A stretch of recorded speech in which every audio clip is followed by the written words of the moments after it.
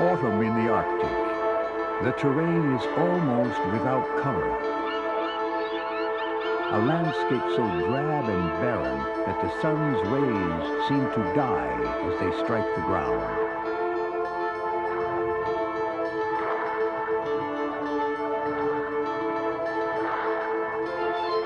In fact, color abounds in the Arctic, but much of it is found not on the Earth, but in the sky. As fall moves toward winter, the hues of dawn and dusk hover overhead for hours to reveal, as night falls, one of the most arresting of all natural phenomena, the aurora borealis, the northern lights. Even since our early ancestors first wondered at this celestial light show, legends have abounded. Eskimos once saw the aurora as unborn children at play, or torches held by the departed to help the living hunt. Now scientists have begun to understand the truth about the lights. What they are learning has implications not just for the Arctic, but for the entire planet. Join us as we probe the mystery of light in the Arctic sky.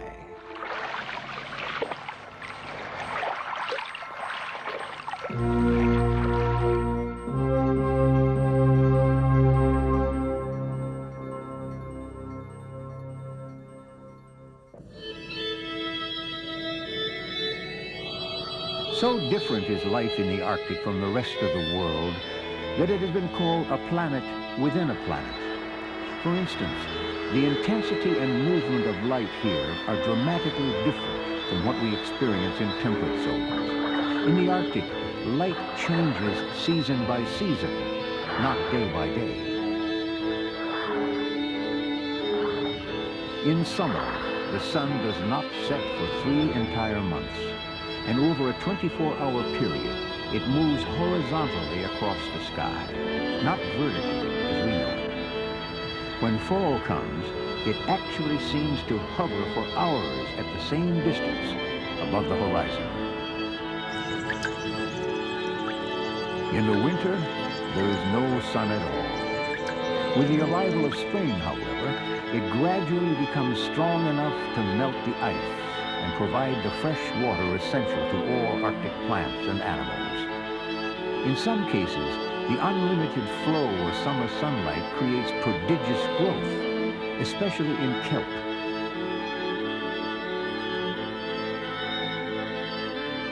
The return of the life-giving sun signals the migration of hundreds of species of birds and other animals that had fled south to escape the winter's frigid darkness.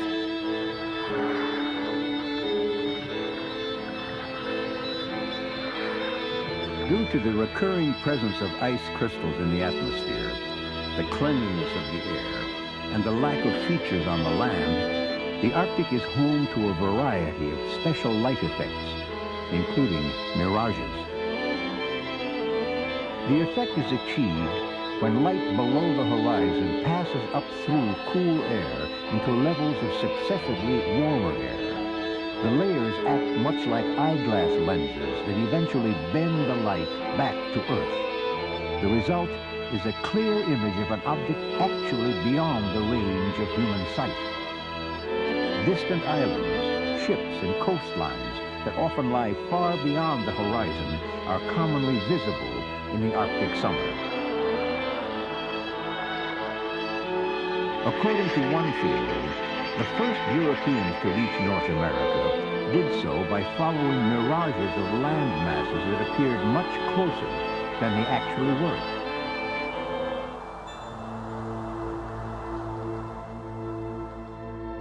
Although spring brings a reawakening of life, the intense cold remains.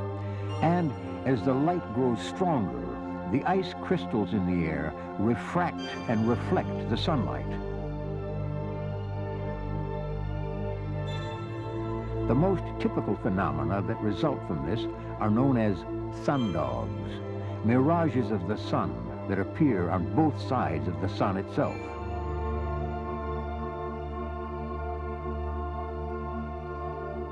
Sometimes pale and faint, sometimes hanging in the sky like orbs of fiery light. Sundogs have for centuries played an important role in the myths and legends of the North.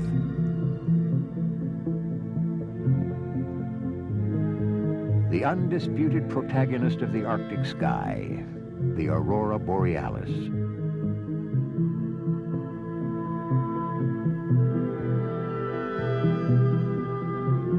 Until recently, the aurora was thought to be sunlight reflected off the ice pack. Today, we know that the majestic displays of shapes and colors are actually produced by what is called solar wind.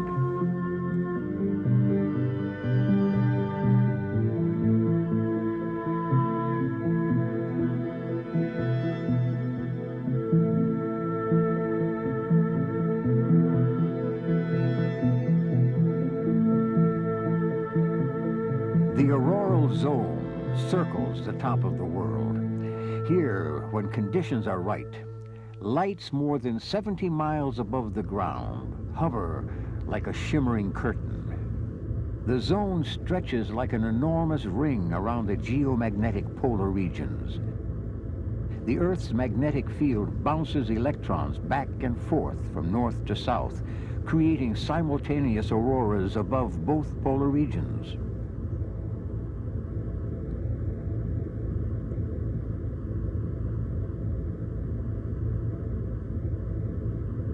The auroras are spawned by solar winds, supersonic flows of charged electrical particles caused by eruptions of gases on the surface of the sun.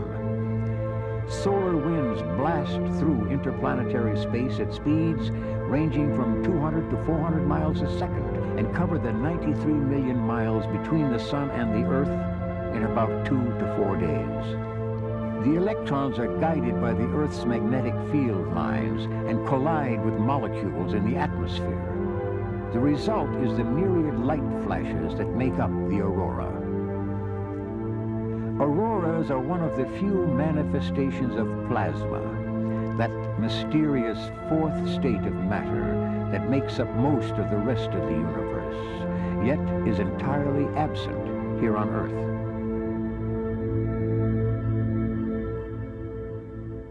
Throughout the centuries, the vast expanse of auroras and their ethereal beauty have inspired a wealth of beliefs and legends.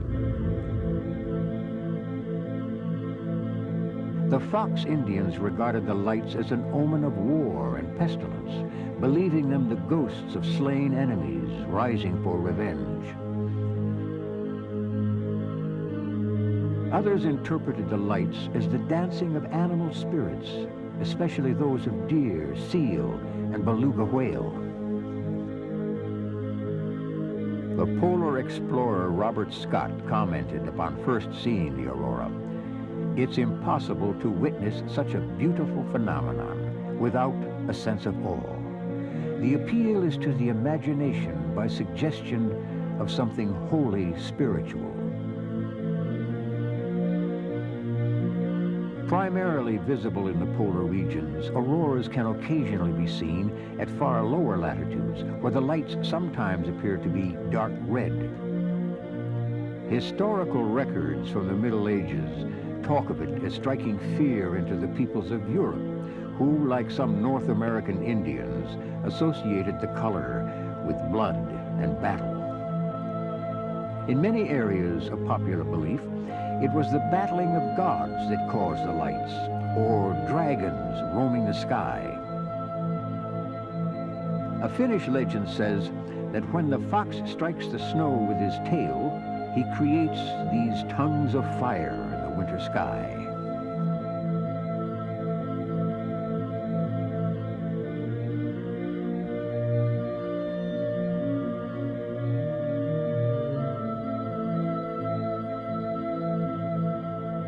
Before the introduction of electricity, the winter darkness induced deep depression in polar Eskimos.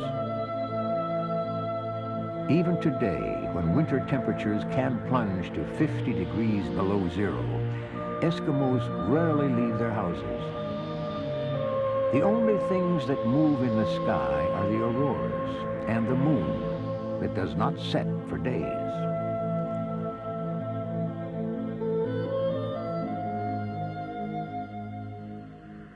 spite of the hardships of winter, scientists now work year-round above the Arctic Circle, trying to unravel the region's many mysteries. At a research station 30 miles north of Fairbanks, Alaska, physicists from all over North America converge to study the northern lights and how they affect our planet. They are awaiting the right conditions to launch a two-stage rocket that will carry a special camera into the sky to study auroral activity at close range and the invisible X-rays being emitted. Operational data is provided by the Optics Observatory. Dr. Neil Brown has been the base director for over 10 years. This is a permanent observatory to study the aurora borealis and the northern lights. We're bringing in data here on this chart showing how bright the aurora is and the different colors of the aurora, and we're recording the strength of the aurora in different ways to help the scientist prepare and make his launch decision to get his rocket to fly into just exactly the kind of aurora he wants to. The scientist heading up this particular rocket experiment is Dr. Edgar Bering of the University of Houston. This is the principal investigator's control desk here at the Poker Flat Research Range. And these are the instruments that I and the other principal investigators who use this range for rocket experiments use to make decisions as to when to launch our given rockets. And what I do is sit here and watch these instruments, waiting for the conditions that I need to decide when to launch a particular experiment. Operations, this is PI. Go ahead. We use the weaker ones to get more to get an The idea data of the collected sensitivity of helps the system. scientists to understand more about the complexities of plasma. Another camera pointed into the sky monitors the nightly auroras and helps the scientists identify which aurora has all the right components for their experiment. What we're looking at right now is the area that the rocket's supposed to be in about the time that they turn their camera on. So when the rocket's launched, we'll just sit here at this location until the rocket gets up to altitude. Well, meanwhile, we'll be recording it all. And then later we'll get updated look angles from the radar as the rocket floats down in the parachute. The radar will tell us where it is, and then we'll move the camera around to track the aurora above it. The camera is so powerful, it can capture even faint auroras hundreds of miles in space, or stars so weak or distant they are not visible by the naked eye. The aurora is at such a high altitude that only a military-style rocket has the power to reach it. Because the frigid Arctic temperatures would cause the rocket's solid propellant to shrink, the rocket must be constantly heated.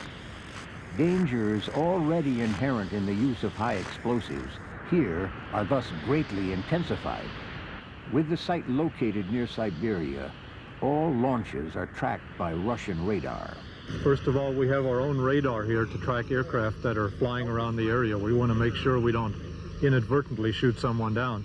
Secondly, we have to notify the Federal Aviation Administration to ensure that there are no aircraft within the flight space of the rocket. We also notify NORAD in Cheyenne Mountain, that's the North American Air Defense Command, part of Space Command, and they in turn notify the governments of Russia and Canada whenever we do a launch. We don't want to inadvertently start a war. Before the launch, the rocket's path must be carefully plotted to make sure the payload and the rocket itself will not hit a populated area when they fall back to Earth. The process we go through is called wind weighting. Much as an archer has to compensate for the direction and velocity of the wind when he shoots an arrow, we do the same thing with these rockets. Once the rocket is off of the launching rails, it's unguided. So the pointing angle with which it leaves the rails is essential to determining what its eventual flight path will be.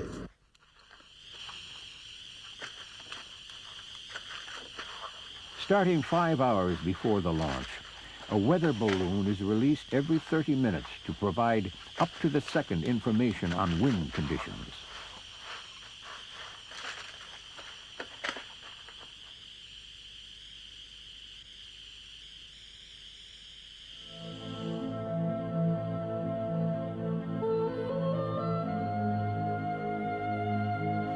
The most difficult calculations involve pinpointing the aurora's exact location from moment to moment. It must be directly in and under the rocket's trajectory at the time of the launch for the experiment to succeed.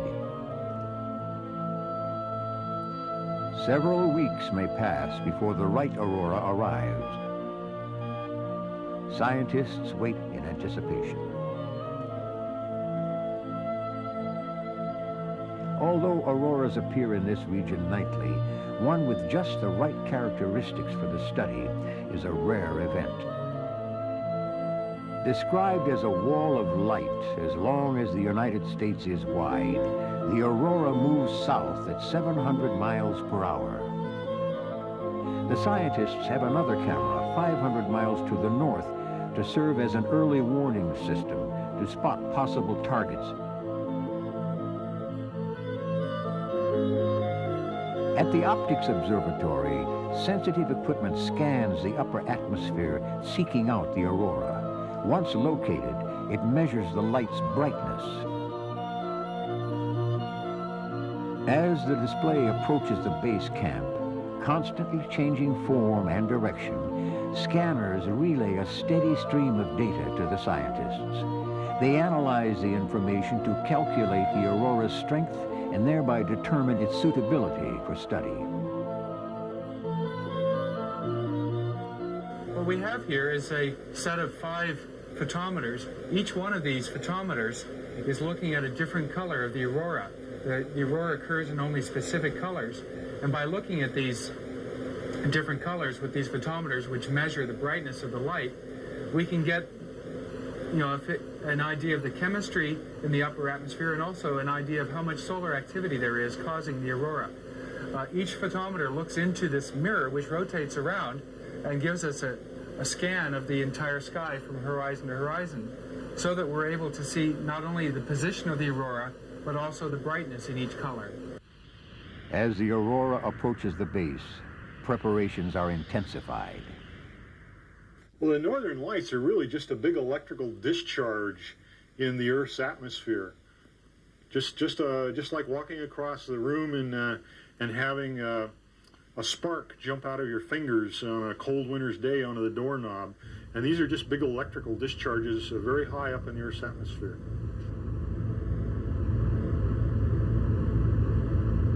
We have an arc. Looks like several kilorays by now. 15 degrees above the northern horizon.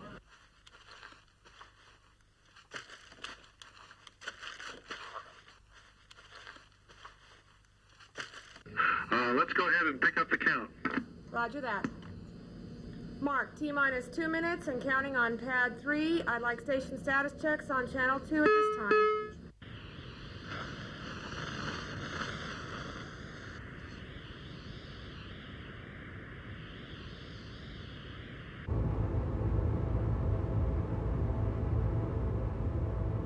TM? Go. Radar. Radars go. Jeff Bland? Go.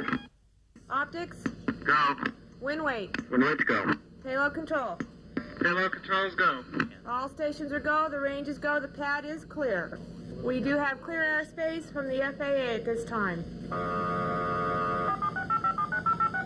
10, 9, 8, 7, 6, 5, 4, 3, 2, 1. Radar second stage ignition.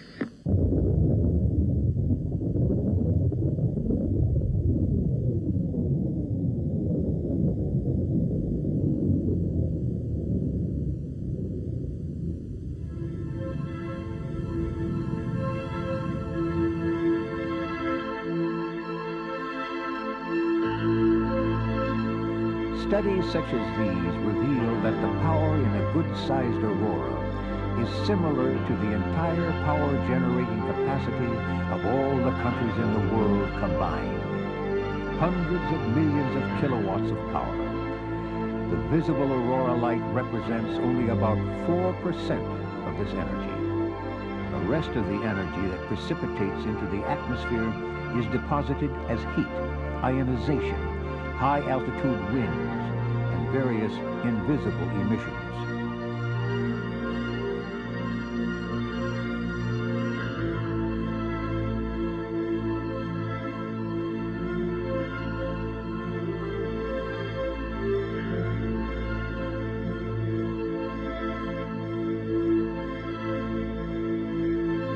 The analysis process is complex, however, and may take years to complete. But already, much has been learned of the mechanism of auroras by the study of the composition or the color of the light.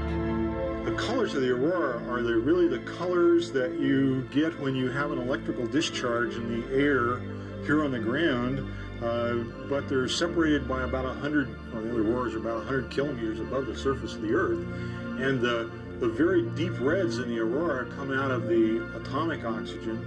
The blue rays you see in the aurora are often from molecular nitrogen, and the flaming pink colors along the lower border of the aurora come from molecular nitrogen and molecular oxygen.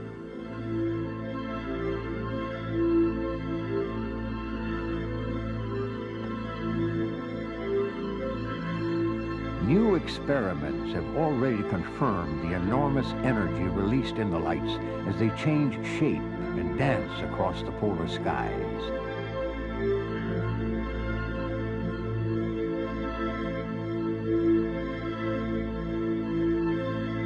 Yet much remains to be discovered about the mechanisms that transform the incoming solar electrons into emissions such as ultraviolet, infrared, and X-rays. Understanding the aurora is useful in understanding the planet because we think, for example, that the 22-year sunspot cycle, which the aurora follows very closely, also can affect the climate. For example, the drought cycle in the western United States has a 22-year cycle. And one way in which this coupling can occur is via the magnetosphere and through the mediation of activities such as the aurora.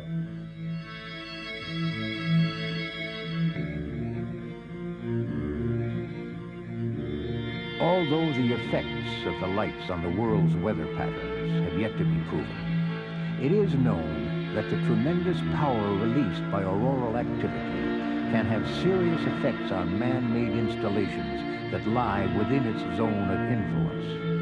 Intense auroral activity also can directly affect things on Earth. Here in Alaska, we're a very few miles from the Alaska pipeline, and during intense auroral displays, there may be a few 100,000 amperes of electric current flowing in the pipeline.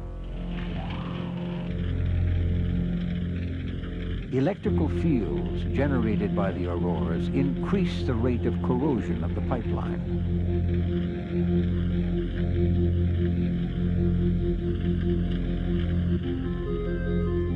Auroral activity has also been known to trip circuit breakers in power lines and interrupt telecommunication. But however destructive it may be, the aurora is also of enormous benefit to scientists. It is one of the few phenomena on Earth that allows for the all-important study of plasma in the atmosphere. Our universe is over 99% plasma, and the liquid and the solid and the air and the gases we have here on Earth are only a very small part. So the storm on the sun is an eruption of plasma away from this burning star that comes through space and interacts with the Earth's magnetic field and the air in the Earth to create a plasma display. This is the closest that we here on the Earth can learn about the most dominant part of the universe. Because storms on the sun are a daily occurrence, the plasma displays of the aurora likewise occur every day. In summer, however, they are hidden from view by the blinding round-the-clock sunlight.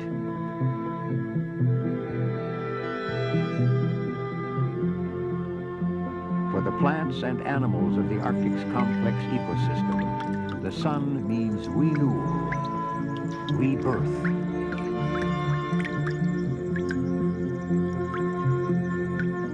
But the physicists here are impatient with summer and eagerly await the winter darkness. Only then can they resume their work that takes them down new avenues of practical research and new paths of spiritual awakening.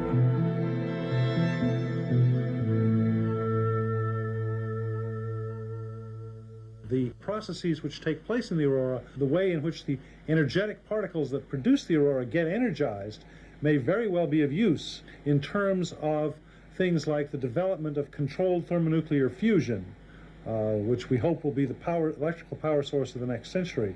Simply understanding a phenomenon that's that awe-inspiring is of great benefit. My motivations are simpler. It's beautiful. The Norwegian scientist Sophus Trombolt once wrote, "No brush can picture its magnificence. No words describe its sublime beauty." 100 years later, the auroras have begun to reveal their secrets. Yet, we remain no less humbled by them, no less in awe of the legendary lights in the northern sky.